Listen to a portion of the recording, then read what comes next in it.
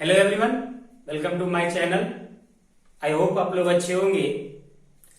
आज के लेक्चर में हम लोग निर्देशांक ज्यामिति का यानी कोऑर्डिनेट ज्योमेट्री का हम लोग कंप्लीट क्विक रिवीजन देखेंगे। जो 15 मिनट में निर्देशांक ज्यामिति हम लोग कंप्लीट करेंगे पढ़कर, वो भी अच्छे तरीके से बिल्कुल एक एक चीज एक एक पॉइंट वाइज पॉइंट स्टडी करेंगे, हम लोग देखेंगे। तो लेक्चर चालू करने से पहले कुछ आप लोग के लिए मैं मैसेज देना चाहता हूँ, क्योंकि आप देख रहे होंगे कि मेरा लगभग 15 दिन से आपके लिए लेक्चर नहीं प्रोवाइड हम कर पा रहे थे। कुछ इश्यू हो गया था, कुछ कारणवश आपको हम लेक्चर प्रोवाइड नहीं कर पा रहे थे। इसके लिए मैं आपसे सॉरी बोलना चाहता हूँ और आप उससे उम्मीद करता हूँ कि आप हमें माफ करेंगे। तो आज के लेक्चर में हम लोग कंप्लीट कुछ आपको हम स्क्रीन रिकॉर्डर के माध्यम से कुछ लेक्चर प्रोवाइड किए थे, जो निर्देशांक ज्यामिति का रिमेनिंग रह गया था। तो आज आप लोगों के सामने हम उसका कंप्लीट हो गया था वो स्क्रीन रिकॉर्डर के थ्रू। अगर उसमें अगर आपको कोई इश्यू हुआ रहेगा, अगर आपको लगता है कि आपको व्हाइट बोर्ड पे लेक्चर चाहिए, जो 2-3 लेक्चर आपको निर्देशांक ज्यामिति का मिला है, तो अगर आप कमेंट करेंगे और व्हाट्सएप से भी आप हमारे व्हाट्सएप से भी आप जुड़ सकते हैं। डिस्क्रिप्शन में आपको नंबर मिल जाएगा, वहां से आप हमें आई एम न्यू स्टूडेंट लिखिएगा तो आपको स्टूडेंट कम्युनिटी जो भी ग्रुप है हम लोग का चैनल का, उसमें आपको ऐड कर लिया जाएगा। तो हम लोग फाइनली हम लोग निर्देशांक ज्यामिति कंप्लीट कर चुके हैं। तो आज हम लोग क्विक रिवीजन करेंगे, जो 10 मिनट में हम लोग 10 से 15 मिनट में पूरा कोऑर्डिनेट ज्योमेट्री हम लोग कंप्लीट करेंगे। तो आप वीडियो का कंप्लीट देखिएगा। और अगर आपको पढ़ने में मैथमेटिक्स आपको काफी हार्ड लग रहा हो, जो आपको समझने में किसी प्रकार का आपको इश्यू हो सकता है, या आपका प्रीवियस क्लास बैकग्राउंड आपको अच्छा नहीं रहा होगा, किसी कारण बस प्रीवियस 9th 8th क्लास आप नहीं कर पा रहे होंगे, किए होंगे आपको हो सकता है कुछ बेसिक इश्यू हो सकता है आपको। अगर आप मैथमेटिक्स अगर आप केवल निकालना चाहते हैं, तो आप हमारा जो भी क्विक रिवीजन लेक्चर आएगा हर चैप्टर का, उसे आप जरूर देखें। तो आपको फाइनली आपको ऑब्जेक्टिव क्वेश्चन उससे तो 100% पकड़ा जाएगा, जो क्विक रिवीजन लेक्चर होगा।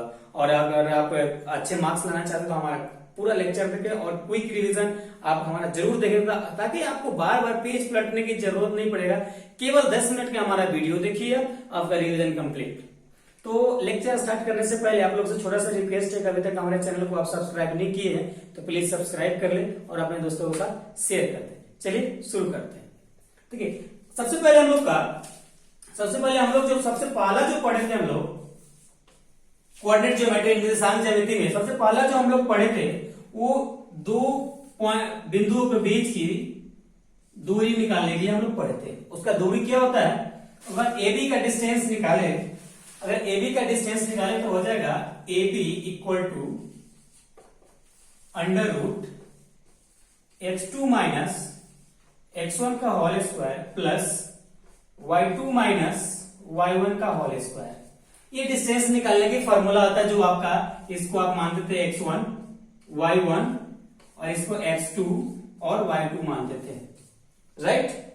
तो आपका ये डिस्टेंस निकालने की, अगर दो जगह के बीच की दूरी अगर आपको निकालने के लिए बोला जाए, दो निर्देशांक, दो कोऑर्डिनेट दे दिए जाए, 2 पॉइंट का, 2 बिंदु का, तो उसे आप इस फॉर्मूले के थ्रू आप डिस्टेंस निकाल सकते हैं। इसी में अगर दूसरा नंबर हम लोग को पढ़े थे, अगर कोई एक लाइन दिया हुआ है, अगर उसको बराबर भागों में बांटना है, यानी मिड पॉइंट आपको निकालना है, मिड पॉइंट निकालना है आपको, यानी सी पॉइंट निकालना है जो मिड पॉइंट बन रहा हो, तो उसका सिंपल सी फॉर्मूला था हम लोग का क्या था? अगर इसका बात करें हम लोग x और y निकालने की बात करें, इसका निर्देशांक मिड पॉइंट निकालने का, सपोज कि ये आपका xy निर्देशांक है, तो इसका क्या फंडा होता था? हम लोग का क्या फंडा था? x इक्वल टू जो भी x और x2 का था उसको हम लोग प्लस करते थे और 2 से डिवाइड करते थे। क्या करते थे? 2 से डिवाइड करते थे। और यहां पे आप x और y, और y वाला जो था हम लोग का, उसी प्रकार से हम लोग करते थे y1 या y2 भी पहले ले सकते हो आप, कोई इशू नहीं होगा। इस प्रकार से हम लोग मिड पॉइंट निकालते थे। मिड पॉइंट इस प्रकार से हम लोग निकालते थे। अगर कोई एक लाइन का कोई रेखा दिया हुआ है, कोई एक लाइन दिया हुआ है, उसका बराबर भागों में आदमी अगर मध्य बिंदु आपको बोल दिया जाए निकालने के लिए, तो इस फॉर्मूले के थ्रू आप निकाल सकते हैं। और इसी में आपका एक और बनता है, थर्ड नंबर पर जो आपका बनता है एक और क्या बनता है, थोड़ा याद कीजिए। जो अगर एक लाइन दिया हुआ है, जैसे इसका आप मध्य बिंदु निकाले, यानी बराबर भागों में किसी एक लाइन को आप डिवाइड करें, बांटे, तो आप इस प्रकार से निकाल सकते हैं। अगर यही चीज अगर आपको बोल दिया जाए, अगर बोल दिया जाए कि आप एक भाग इधर रखो और दो भाग इधर दो भाग उधर रखो, वो एक ऐसा बिंदु निकालो, एक ऐसा पॉइंट निकालो जो आपका एक भाग इधर है और बाकी का लाइन का दो भाग उधर हो जाए। तो इस प्रकार के जो हम लोग का क्वेश्चन था उसको कैसे सोल्व करते थे, उसमें हम लोग विभाजन सूत्र लगाते थे, यानी सेक्शन फॉर्मूला लगाते थे। क्या लगाते थे? Section formula. तो हम लोग का होता था, क्या होता था, यहाँ पे हम लोग को एम और एन होता था। क्या होता था? एम और एन होता था। उसमें हम लोग सेक्शन फॉर्मूला लगाते थे। क्या लगाते थे? तो अगर एक्स और वाई बराबर अगर हम लोग देखें सेक्शन फॉर्मूला, तो क्या होता था, सबसे पहले इसमें हम लोग इधर से मल्टीप्लाई करते थे, इसका इसमें मल्टीप्लाई करते थे। ये चीज हमेशा आप माइंड में सेट करके रखो कि आप अगर आप ये ए के साइड वाला जो रेशियो आपको दिया गया है, जो एम, वो उसको आप मल्टीप्लाई बी के साइड वाला में करेंगे, यानी अपोजिट साइड वाला में करेंगे। आप नहीं कि एम इसमें मल्टीपल कर देंगे, नहीं, अगर ए के साइड वाला जो भी रेशियो फैक्टर है उससे आप मल्टीप्लाई करेंगे बी के साइड, अपोजिट साइड वाले में।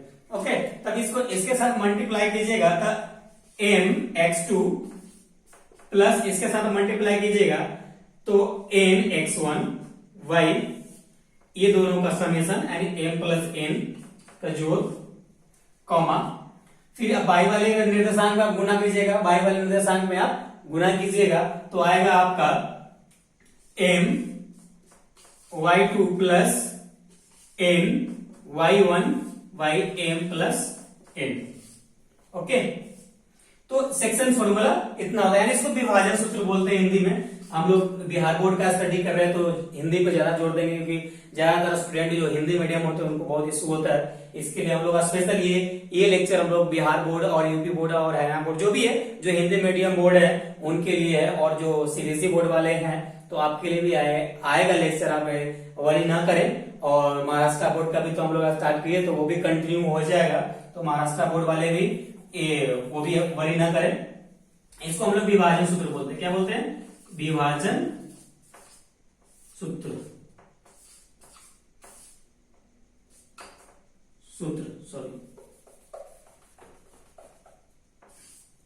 विभाजन सूत्र बोलते हैं, यानी section formula, section formula. Okay, section formula इसको बोलते हैं। एक चीज और, ये सेक्शन फॉर्मूला हो गया। एक चीज, अगर सपोज करो ये कंप्लीट हो गया, ये सेक्शन फॉर्मूला हम लोग इतना होता है, और अब हम लोग नेक्स्ट टॉपिक की तरफ चलते हैं। जैसे सपोज कीजिए हम लोग का एक्स वाई एक्सिस दे रखा है, वाई डैश एक्स डैश। अगर कोई ऐसा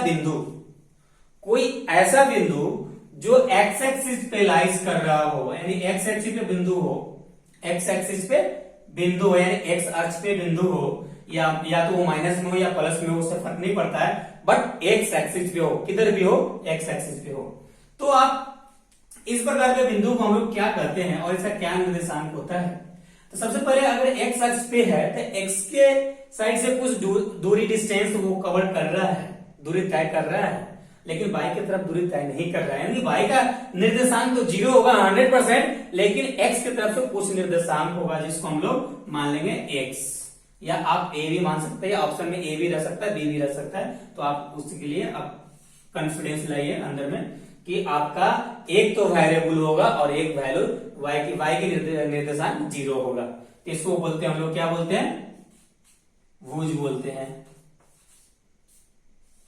क्या बोलते हैं? भुज बोलते हैं।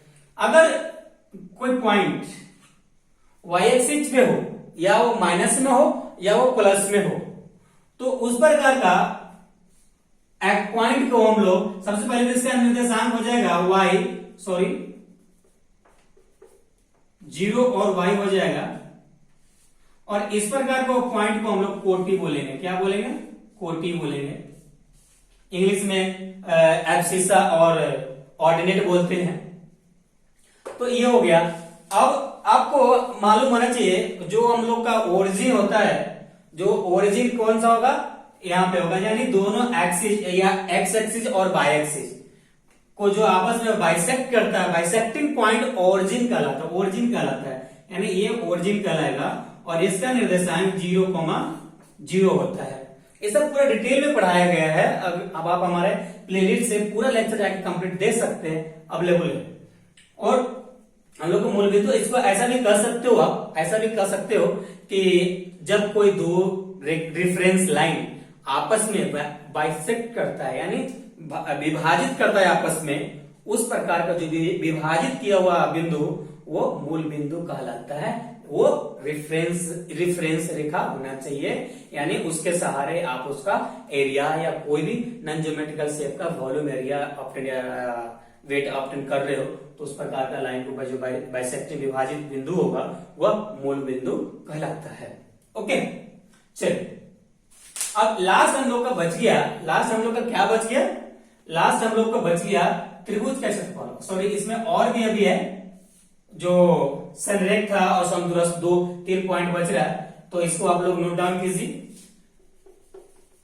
पहले इसको नोट डाउन कीजिएगा, ये फिगर आप नहीं बनाइएगा और ये भी नहीं बनाइएगा। उसके बाद ये नोट डाउन कीजिए, फिर आपको ये बिंदु डालना है, 122 डालना है।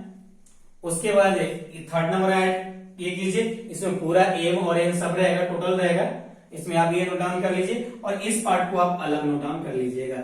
ये ऑब्जेक्टिव पॉइंट है, दोस्तों बहुत इंपॉर्टेंट है और आपको क्विक जल्दी रिवीजन भी हो जाता है। तो आप अगर आप चाहे, अगर आपको लगता है कि आपके लिए कुछ इंपॉर्टेंट क्वेश्चन भी चुन कर लाए और आपको प्रैक्टिस करवाए, तो आप जरूर कमेंट कीजिएगा या हमारे व्हाट्सएप पे मैसेज कीजिएगा।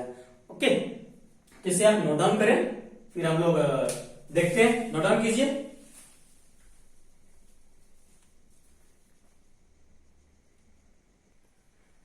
आई होप आप लोग नोट डाउन कर लिए होंगे। अब हम लोग नेक्स्ट देखेंगे।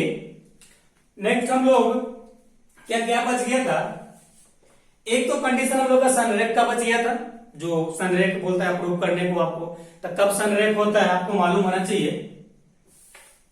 1 सेकेंड, गीला है मेरा बोर्ड। देखिए, जब कोई एक लाइन, 1 सेकेंड वेट कीजिएगा, थोड़ा गीला है।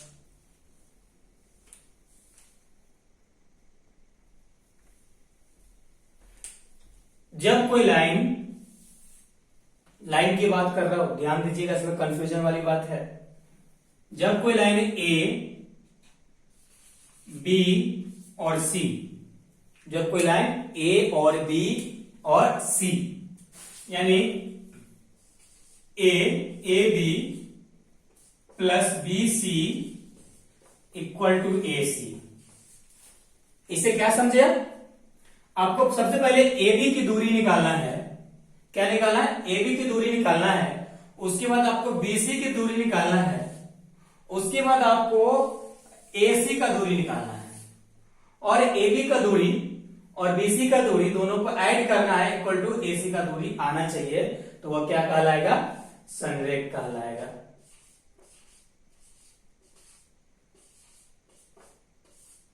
क्या कहलाएगा? संरेख कहलाएगा। एक केस में और संरेख होता है। कब होता है? एक केस में संरेख और होता है जब कोई त्रिभुज का क्षेत्रफल, अगर त्रिभुज का क्षेत्रफल निकाल रहा है, अगर उसकी वैल्यू 0 आ जाता है तो वह संरेख कहलाता है। क्या कहलाता है? संरेख कहलाता है। जैसे त्रिभुज का क्षेत्रफल बराबर हम लोग का फॉर्मूला होता है, जैसे ए बी सी, त्रिभुज ए बी सी का क्षेत्रफल बराबर हम लोग का होता है half bracket y2 minus y3 into x1 plus y3 minus y1 into x2 plus आएगा y1 minus y2 into x3।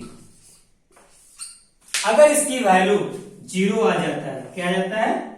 Zero आ जाता है, तो वह सनरेख कहलाता है। तो ये इस लाइन को अगर इस फॉर्मूले से भी प्रूव करते हैं सनरेख, तो भी सनरेख प्रूफ हो जाता है। और इससे करते हैं तो ही प्रूफ। एक चीज में इसमें थोड़ी सी इशू होता है। क्या इशू होता है मैं आपको बताता हूं। अगर किसी क्वेश्चन को इस फॉर्मूले के थ्रू अगर आप प्रूफ कर रहे हो, तो कभी कभी ऐसा केस होता है को प्रूफ नहीं होता है।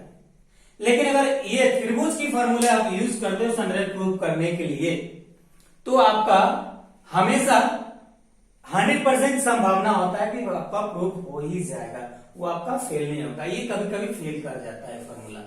तो अब हमेशा अगर सनरेख प्रूफ करना हो, तो आप त्रिभुज के क्षेत्रफल का ही फॉर्मूला वो पहले प्रियोरिटी दें, पहले इससे अप्रूव करें, तो आपको ज्यादा बेटर रहेगा, ज्यादा अच्छा रहेगा।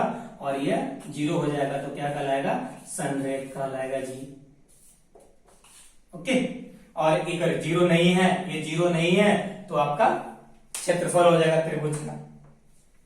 तो आपका निर्देशांक ज्यामिति कंप्लीट हो गया, कंप्लीट रिवीजन हो गया।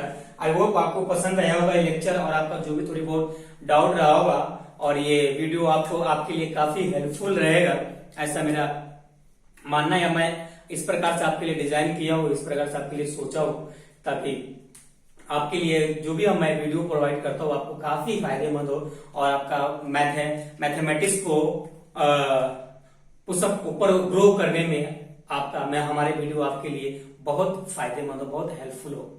तो फिर मिलते हैं आपके साथ नेक्स्ट वीडियो में। हम लोग नेक्स्ट चैप्टर में हम लोग पढ़ने वाले हैं त्रिकोणमिति, यानी इंग्लिश में बोलते हैं ट्रिग्नोमेट्री, हम लोग पढ़ने वाले हैं। तो आप हमारा नेक्स्ट लेक्चर जरूर देखें। तो चलिए आपसे फिर मिलते हैं नेक्स्ट वीडियो में। Thank you, love you all.